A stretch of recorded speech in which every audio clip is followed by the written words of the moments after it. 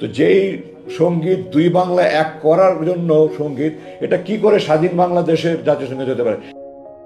জাতীয় সঙ্গীত পরিবর্তনের ধারণাটি বিশ্বে নতুন নয়। সম্প্রতি বাংলাদেশের সাবেক সেনা কর্মকর্তা ব্রিগেডিয়ার জেনারেল আজমি এর দেয়া জাতীয় সঙ্গীত পরিবর্তনের প্রস্তাব দেশব্যাপী মিশ্র প্রতিক্রিয়া সৃষ্টি করেছে। নোবেলজয়ী ভারতীয় কবি সাহিত্যিক রবীন্দ্রনাথ ঠাকুরের আমার সোনার বাংলা শিরোনামের গানটির প্রথম 10 লাইনকে 1972 সালের সংবিধানে বাংলাদেশের জাতীয় সঙ্গীত হিসেবে স্বীকৃতি দেওয়া হয়। 1905 সালের বঙ্গভঙ্গের প্রেক্ষাপটে রচিত বলেই এই গানটি নিয়ে বর্তমানে কতিপয় মানুষের আপত্তি, যদিও বেশিরভাগ মানুষই চাচ্ছেন এই গানটির যেন পরিবর্তন না হয়।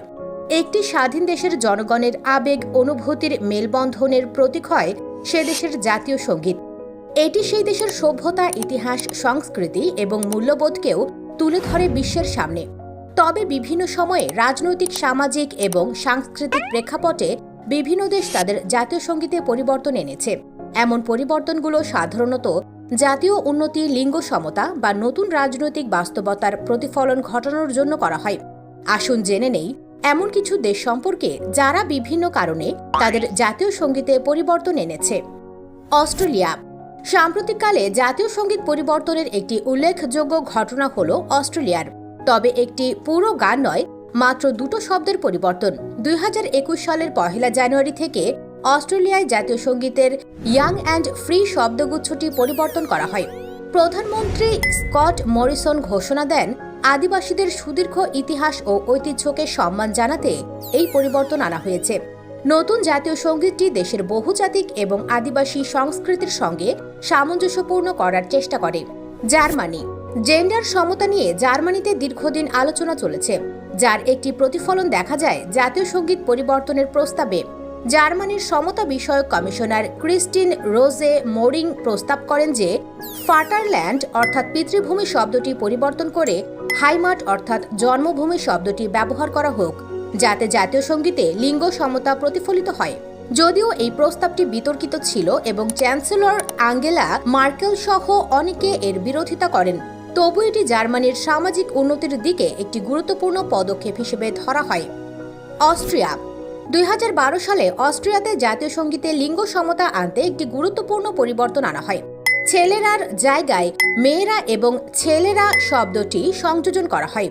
এটি দেশের ঐতিহ্যগত চিন্তাধারার পরিবর্তন এবং নারী ও পুরুষের সমান অধিকারের প্রতিফলন হিসেবে দেখা হয়। কানাডা। জেন্ডার নিরপেক্ষতার দৃষ্টিভঙ্গি থেকে ইউরোপের এই দেশটি তাদের জাতীয় সঙ্গীতে পরিবর্তন করেছে। সঙ্গীতের 2য় লাইনে তোমার সব ছেলেরা এর পরিবর্তে আমরা সবাই শব্দগুচ্ছটি সংযোজন করা হয়। এই পরিবর্তনটি দেশটির সাম্প্রতিক জেন্ডার সমতা প্রচেষ্টার একটি গুরুত্বপূর্ণ উদাহরণ। নেপাল।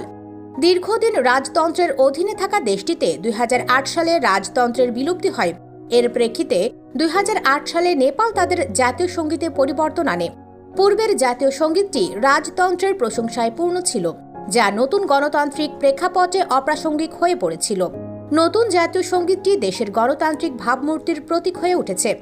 আফগানিস্তান। যুদ্ধবিধ্বস্ত দেশ আফগানিস্তানের সাংস্কৃতিক, রাজনৈতিক, অর্থনৈতিক ভারসাম্য কখনোই ঠিক ছিল না। তারই প্রভাব দেখা যায় দেশটির জাতীয় সঙ্গীতে একাধিকবার পরিবর্তন আনয়নে। তালেবান শাসনামলে দেশটিতে কোনো জাতীয় সঙ্গীতই ছিল না। পরে 2002 সালে পুরনো জাতীয় সঙ্গীত ফিরিয়ে আনা হয়, যা 1978 সালে গৃহীত হয়েছিল।